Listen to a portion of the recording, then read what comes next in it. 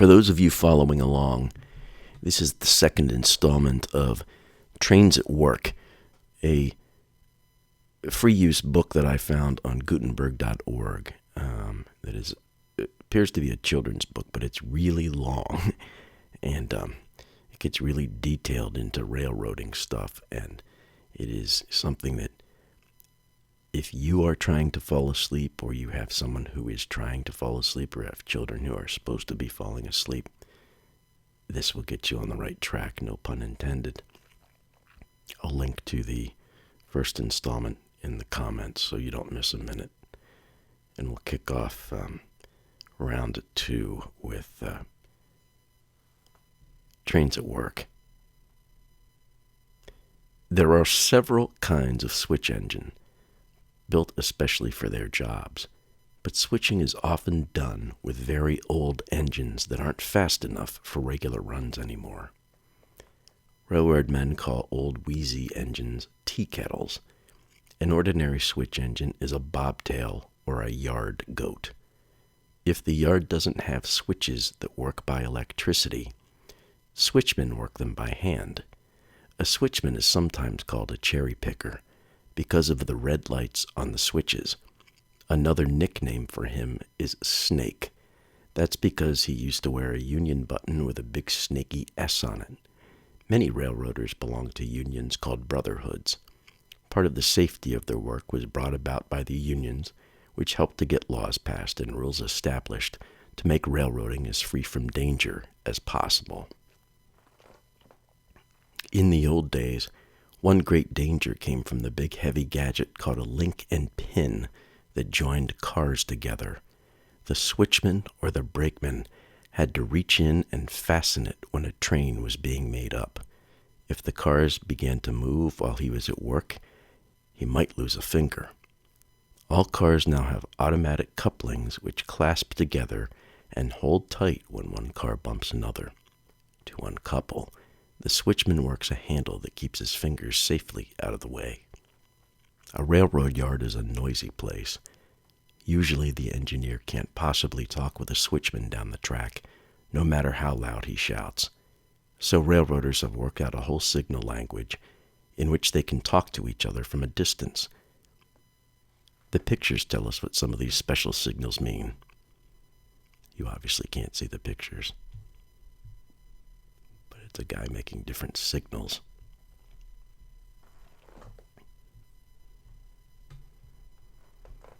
After a new freight train has been made and the classification yard is ready to dispatch it, a car inspector put a blue flag on the engine and another on the caboose. Then he checks up carefully on the whole train to make sure everything is in good working order. An old nickname for inspector is car toad, because he often squats down to look for broken parts. While he is at work, the blue flags are a warning that the train must not be disturbed. If the inspector finds a car that needs repair, he listens and reports that it's a bad order car. The back shop. Locomotives get to their regular inspection in the roundhouse. Small repair jobs are done there, but if there's something seriously wrong, off the engine goes to the back shop for a complete overhauling. The back shop for locomotive repairs has rails on the floor and rails up in the air too. An engine chuffs in on its own tracks and stops. When it is cooled down, an overhead crane travels on its rails high above the floor. It swoops down, picks up the body of the locomotive, and carries the whole thing away, leaving just the wheels behind. Now a dozen men swarm over the engine's body, and before long it looks like an old piece of junk. Some parts get thrown away, but many of them just need cleaning or mending. As the hundreds of parts come off, they are marked with engine's numbers. Then they scatter all over the shop to be inspected and cleaned or fixed and tested. Meanwhile, other workers take charge of the wheels. In the old days, they had one particular way of testing a wheel. They gave it a good sharp rap with a hammer. If the metal rang out clear and bell-like, it was supposed to be all right. Inspectors in railroad yards went about tapping car wheels too. And that's how repairmen and inspectors got their nicknames: car knocker, car whacker, car tinker, car tink, car tonk. Wheel experts in the back shop now have scientific tests. to make sure that wheels are in good condition. Sometimes they even do X-ray tests, looking for cracks hidden deep inside the metal. When you walk around a big railroad shop, everything seems noisy and helter-skelter. Noisy it is. Wheels screech, hammers pound, fires roar, but the work is really planned out in a very orderly way, and nothing goes to waste. When big machine parts get worn down, they can often be shaved and smoothed and made over into smaller parts for different purposes. Even the shavings have their uses. A machine with a magnet can sort the tiny bits of metal. The iron bits stick to the magnet, and others drop into their containers. Later, each kind of metal is melted down to make new parts. Iron dust from one engine's axle may be turned up later into one of thousands of new car wheels that the train keeps in the huge yard.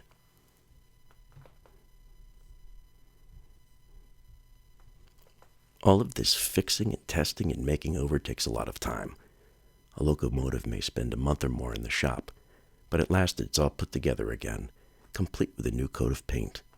Now it goes out for a test on the slip track. This is a greased track where the engine's wheels whirl round as if it were going at top speed while it's really almost standing still. If everything works all right, its old number is put in place, and an almost new locomotive is ready to highball again. Locomotives. More than 40 different kinds of locomotives work for the railroads. Some of them haul freight, some of them are passenger engines, some are steam locomotives, and some are not. Steam locomotives all need water to make the steam that make the wheels turn, but they don't all get it the same way. One kind never has to stop and wait for tenders to be filled. Instead, it has a scoop that dips as the engine passes over a long track pan of water between the rails. With no lost time, the scoop sucks up water into the tank. The men say she's jerked a drink. In winter, the track pans are heated to keep the water from freezing. Two kinds of locomotives don't even need water. Electric engines use electric current instead of steam to turn the wheels. They get the current from wires along the tracks. Diesel electrics are more complicated. They have oil-burning engines that make electric current right in the locomotive, and this current runs motors that turn the wheels. There are several engines inside a diesel-electric locomotive. If one of them gets out of order during the trip, the others keep on delivering power while the other is repaired. The engineer and the fireman in the cab are at the very front of a diesel-electric. They can watch the track through the front windows. The cab is at the front of the engine as shown on the page, but it is a steam locomotive. It burns oil instead of coal, so the cab doesn't have to be right next to the tender. The men call it a big wump. It hauls tremendously long freight cars along the Rocky Mountains. One siding where the men stop to eat is so long that there has to be a restaurant at each end. Many railroads are buying more and more diesels as their steam locomotives wear out. The Santa Fe Railroad's diesels are the top of the page and are called 6000s because they have 6,000 horsepower. The New York, New Haven, and Hartford use electric locomotives because they can get power for them easily. The one above is called an EP4 because it's the fourth model of an electric passenger engine that the road has used.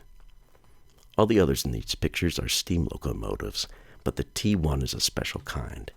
Its name means that the first of its type is called a turbine locomotive. An ordinary engine lets out its used-up steam and puffs as if it were panting. A turbine doesn't, and so it never makes the familiar chuff-chuff noise. The name on each of the other steam locomotives shown that they belong to a type that have particular wheel arrangements. All Pacific-type engines have 4 small wheels in front, then 6 big ones, then 2 small ones in back. Mikados have 2 small, 8 big, then 2 small ones. The way to write those wheel arrangements is 462 and 282.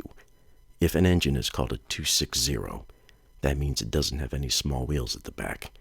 A 2882 has 2 sets of big wheels and 2 sets of small ones, and 0880 means there are no small wheels at all. Hot boxes. Have you ever been on a train that stopped suddenly between stations? Perhaps one of the cars had a hot box. Here's how it happened. Car axles must be kept well greased if they are going to move smoothly. They are fixed so that each end of the axle turns in a bed of oily, stringy stuff called waste. The container that holds this bed of oily waste is the journal box, and there's one for every wheel of the car. Inspectors always check journal boxes carefully, but it sometimes happens that the oil gets used up while the car is moving. The unoiled axle grows hotter and hotter, and the waste begins to smoke and burn. Then the car has a hot box, which railroaders also call a stinker. Hot boxes can be dangerous. If an axle goes too long without grease, it may break off and cause a bad accident. When the train goes around a curve, the engineer or the fireman looks back for smoking journal boxes. The brakeman in the caboose keeps an eye out for them too.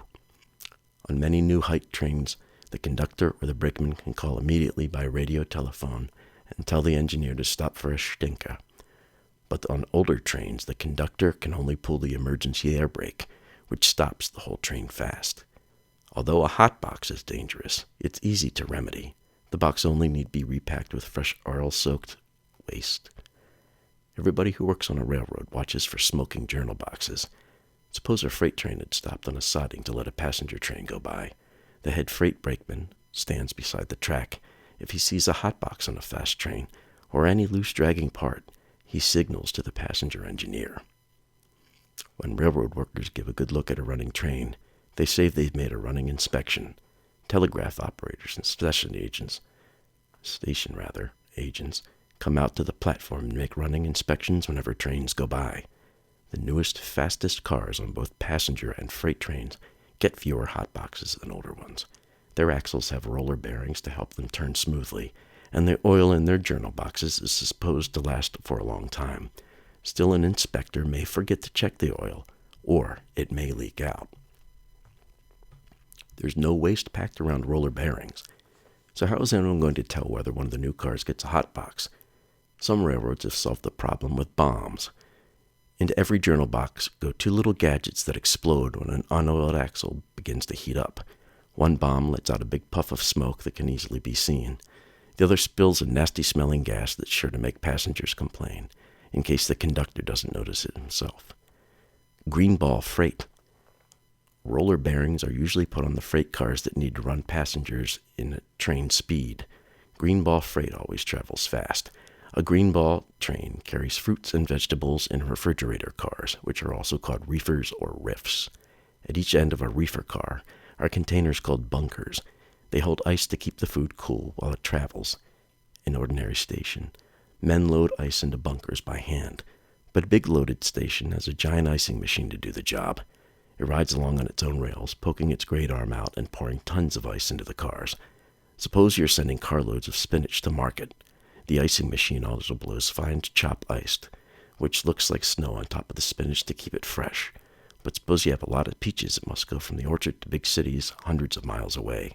First, the reefers have to be pre-cooled. Onto the loading platforms roll machines with big canvas funnels that fit tightly over the reefers' doors. These are blowers that force cold air into the cars. Now the crates of fruit can be loaded quickly, and the doors sealed shut. When fruit trains from California go across the high mountains in winter, there is danger that the reefers may get too cold, so the men lower charcoal stoves into the bunkers for the mountain trip. Then the bunkers are filled with ice, where they get down to warmer country again. Some fruits, such as bananas, have to be inspected on the road to make sure they're not spiraling. The inspectors are called messengers. Reefers also carry meat and fish, butter, eggs, cheese, and even fresh flowers. When a reefer's cargo is bound for a big city or town, it goes straight through with as few stops as possible. But there are many small towns that couldn't use up a whole carload of butter or meat before it spoils, so the railroads have peddler cars to supply these towns with smaller quantities of food. The cars stop at station after station just the way a peddler would. The storekeepers get only what they need and the cars move on. To market. These two black sheep are railroad workers riding to work in Texas. They really do have jobs at stock pens, helping the men load other sheep into the livestock cars that carry them to market. If you've ever tried to drive sheep along, you know that they get confused and contrary. They will scatter in every direction except the right one. But if they have a leader to show them the way, they will follow quietly behind him. So the railroaders and stockyard workers often teach certain sheep to lead the others to the ramp and into the stock car. When the last one is in, the lead sheep runs out and the door slams shut. Black sheep are best for the job because they stand out from the usual white ones and they don't get sent off to market by mistake. Perhaps you wonder how it's possible to teach sheep to do a job. The answer is that they get treated every time they finish loads and loading their other sheep into cars. Some of them like sugar or carrots, but these two were the fondest of big pieces of chewing tobacco. Different times, folks. Stock cars for sheep and pigs have 2 decks. Cars for cattle and horses and mules have 1 deck, and poultry cars have several. The slits in livestock cars have plenty of space for fresh air to keep the animals cool. Since pigs are likely to suffer from heat on a trip, they often get soaked in a bath of cool water before going into the cars. There's a rule that animals must not travel more than a day and a half cooped up in a car, so trains stop at resting pens along the way to let the animals out for exercise, food, and water. And that wraps up this installment of our Trains at Work.